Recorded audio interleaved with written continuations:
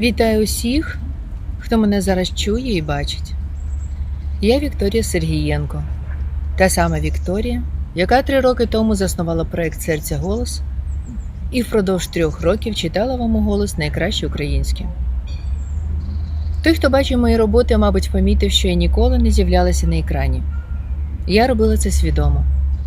Переконана, це відволікало би від головного, від авторського твору, а відтак віддаляло б від мети, яку я ставила перед собою. Сьогодні я не буду декламувати. Сьогодні я повідомлю вам про дещо особливе. Та спочатку трохи про себе. Отже, я киянка, інженер-гідротехнік за моєю першою освітою, управлінець за фахом. Довго займалась будівельним бізнесом, починала з нуля, багато працювала, гарно заробляла. І людям біля мене було непогано. Мала справу як з державними, так і з приватними компаніями. Хабарів не брала і не давала.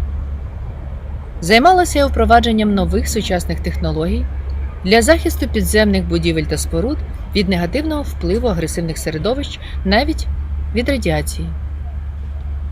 Маю чим пишатися. За участі моєї компанії побудовано в Україні і успішно експлуатується понад 500 промислових і цивільних об'єктів.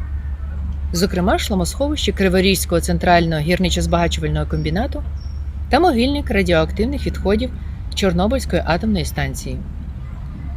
Впродовж чверті століття я була пристрасною фанаткою бізнесу. Охоче працювала, багато чим жертвувала. Мені подобалося змагатися і перемагати. Однак я ніколи не планувала все життя займатися зароблянням грошей. З дитинства мені подобалася музика, театр, живопис. Тож метикувала собі років 10-15 активно попрацюю, потім передам бізнес в управління і тоді вже занурюся в те, чого душа хотітиме. Було непросто, але, дякувати Богу, усе сталося, як гадалося. Поступово, наскільки це можливо, я звільнила себе практично від усіх зобов'язань, пов'язаних з бізнесом. Подорожувала, вивчала історію, філософію, живопис, чимало читала. Зустріла цікавих і розумних людей. У них багато чому навчилася. Знайомство з ними надихнуло мене заглибитися в українську поезію і мову. Відтоді мій голос став серця голосом. І тепер це моє життя. 3 роки тому я започаткувала проект «Серця Голос». Для мене, як для людини, що має досвід розвитку свого власного бізнесу, було важливим і принциповим самостійно розібратися в усьому новому, а потім підготувати фундамент для більш глобального і важливого. Професійні амбіції диктували своє, але головне, я займалася улюбленою справою. Поступово навколо проєкту «Серця Голос» зібралося чимало людей, для яких ця справа теж стала важливою. Ми поєднали наші зусилля, і тепер настав час для старту того нового, що зростало в моїх мріях і думках попередні 3 роки. Отже, сьогодні я хочу повідомити вам про початок роботи моєї благодійної організації. Вона має назву Міжнародний культурно-просвітницький фонд «УГолос».